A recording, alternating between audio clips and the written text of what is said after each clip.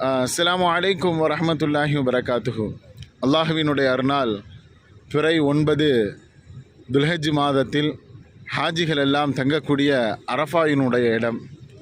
இங்கு ஒரு ஹாஜி தங்கவில்லை என்றால் அவருடைய ஹஜ்ஜி ஒப்புக்கொள்ளப்படாது. அல் ஹஜ்ஜு அல் அரஃபா என்றார்கள் முஹம்மது ஸல்லல்லாஹு அலைஹி வஸல்லம் அவர்கள்.